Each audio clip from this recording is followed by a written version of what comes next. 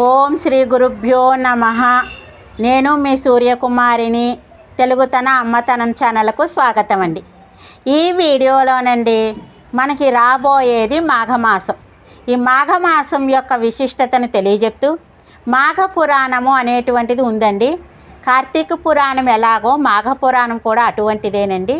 మరి ఆ మాఘ పురాణము ప్రతిరోజు కూడా ఒక్కొక్క అధ్యాయం చదువుకుంటే దాని యొక్క పుణ్యఫలం అనేటువంటిది చెప్పలేనంత ఇదనమాట. అంటే చెప్పనలవి కానిది అని అర్థం అనమాట అండి. మరి అటువంటి దానిని తెలియజెప్పడానికి మీ ముందుగా వస్తున్నాను. మరి కొత్త వాళ్ళందరూ కూడా సబ్స్క్రైబ్ చేయండి, పక్కనున్న బెల్ ఐకాన్ని నొక్కండి. ఇక ఆలస్యం ఎందుకండి, ముందర అసలు మాఘమాసం అంటే ఏమిటి, మాఘమాసంలో వచ్చేటువంటి పండుగలను గురించి తెలుసుకుందాము. ఆ విషయాలన్నిటినీ కూడా ఈ వీడియోలో చెప్తాను. మాఘమాసం శివకేశవులిద్దరికీ ప్రీతిపాత్రమైన, అంటే శివుణ్ణి ఆరాధిస్తాము, కేశవుణ్ణి ఆరాధిస్తాం. శివకేశవులిద్దరికీ కూడా ప్రీతికరమైనటువంటిది మాఘమాసం అని. మాఘమాసం అంటే పాపము లేనిది అని అర్థమనండి. మాఘ అంటే పాపము లేనిది. మాఘమాసం మా ప్లస్ ఆ ప్లస్ మాఘ, ఆ ప్లస్ మాఘ, మాఘమాస అని అర్థం వస్తుందన్నమాట అండి. కాబట్టి అనగా పాపనాశనమైనది. అంటే ఈ మాఘమాసంలో చేసేటువంటి పుణ్యకార్యాల వల్ల మన పాపాన్ని తొలగించుకోవచ్చు. అదేంటండి పాపం అలా తొలగిపోతుందా అంటే, మన మనసులో ఉండేటువంటి మాలిన్యాన్ని తొలగించుకొని మనం మంచి కార్యాలు చేస్తూ పుణ్యకార్యాలు చేస్తూ ఇతరులకు హాని తలపెట్టకుండా ఉంటే మనకి గత చేసినటువంటి పాపాల్లో అనుభవించక తప్పదండి. కర్మ తప్పనిసరిగా అనుభవించాలి. కానీ ఆ అనుభవించేటువంటి దాంట్లో సులభంలో మోక్షం అనేటువంటి విధంగా మనకి భగవంతుడు కృపాకటాక్షాలు చూపించడం అనేటువంటిది జరుగుతుందన్నమాట అండి.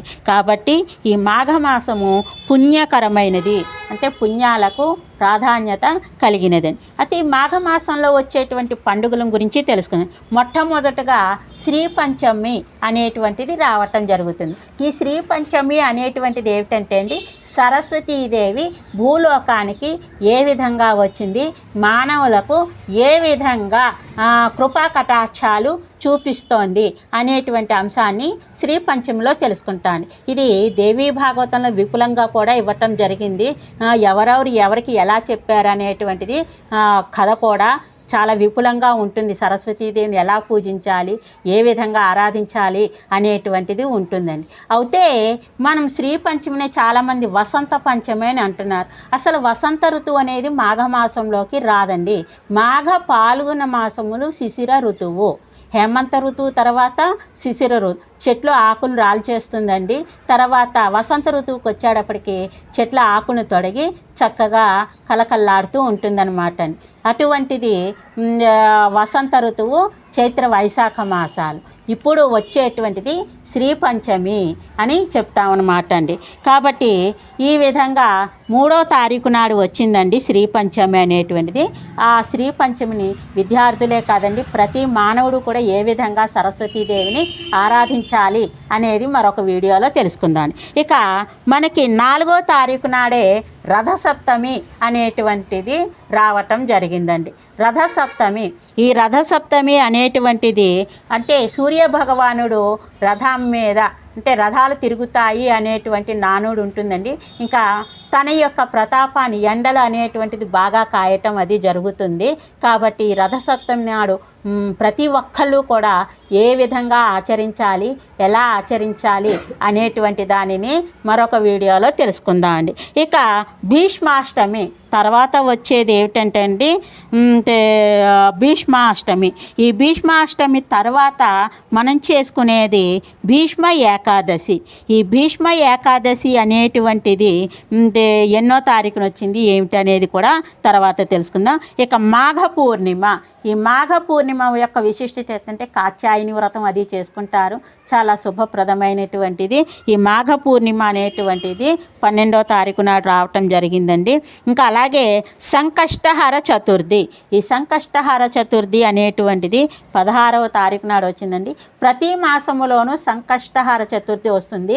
కానీ మనం అన్ని సంకష్టహర చతుర్థి చేసినా చెయ్యలేకపోయినా కొన్ని మాసాలలో సంకష్టహర చతుర్థి అనేటువంటిది చేయటం వల్ల వినాయకుడు మనకుండేటువంటి విఘ్నాలను తొలగించి మనకి శుభప్రదాతగా నిలవటం అనేటువంటిది జరుగుతుందండి. కాబట్టి ఈ మాఘమాసంలో వచ్చే సంకష్టహర చతుర్థి చాలా విశేషమైనదన్నమాట అండి. ఇక మహాశివరాత్రి చేస్తాం. ఈ మహాశివరాత్రి అనేది 26వ తారీఖు నాడు వచ్చిందండి. ఈ 26వ తారీఖు ప్రతి మాసంలోనూ శివరాత్రి అనేది ఉంటుందండి. దానికి పేరు ఏమిటంటే మాస శివరాత్రి. ఈ మాసంలో వచ్చే శివరాత్రిని ఒక విధంగా జరుపుకుంటే జన్మానికల్లా శివరాత్రి అంటే ప్రతి ఒక్కళ్ళు కూడా ఈ మాఘమాసంలో వచ్చేటువంటి ఈ శివరాత్రిని మహాశివరాత్రిగా ఆ పరమేశ్వరునికి అభిషేకాలు, పూజలు, కళ్యాణాలు, ఉపవాసాలు, జాగరణ మొదలైన అంశాలతోటి కూడుకుని ఉంటుందన్నమాట అండి. అంత విశిష్టత కలిగినటువంటిది. కాబట్టి మనం ఈ మహాశివరాత్రి కూడా ఏ విధంగా జరుపుకోవాలి ఏమిటి అనేటువంటిది మరొక వీడియోలో చూద్దామండి.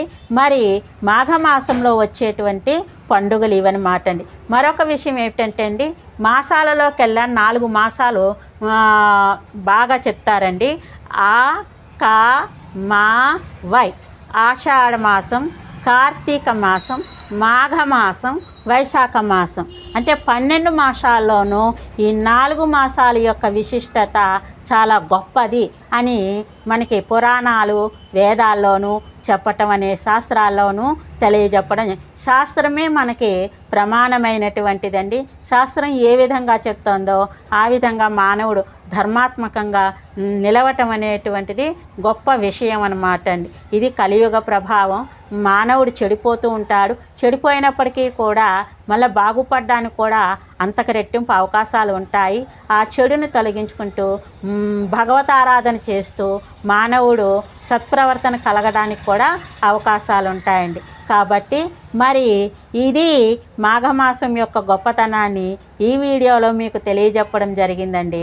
మరి ఇక మాఘ పురాణం గురించి, శ్రీ పంచం అనేది ఎలా చేసుకోవాలి, అలాగే అదేంటి దాన్ని ఏమంటారు, రథసప్తమి ఎలా చేసుకోవాలి ఇత్యాది వీడియోలతోటి చేయటం అనేటువంటిది జరుగుతుంది.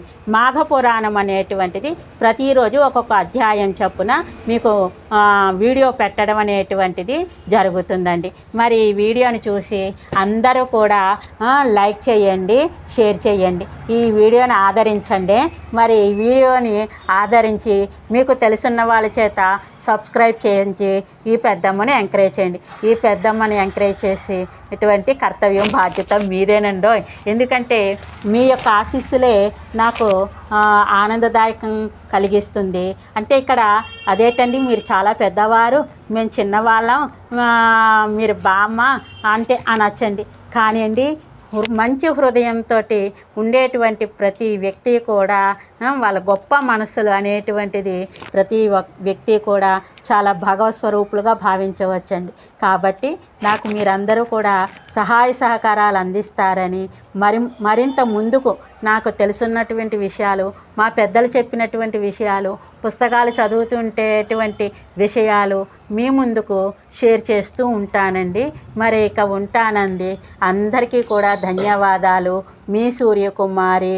లోకాన్ సమస్తాన్ సుఖినో భవంతు. ఓం శాంతి శాంతి శాంతి శాంతి.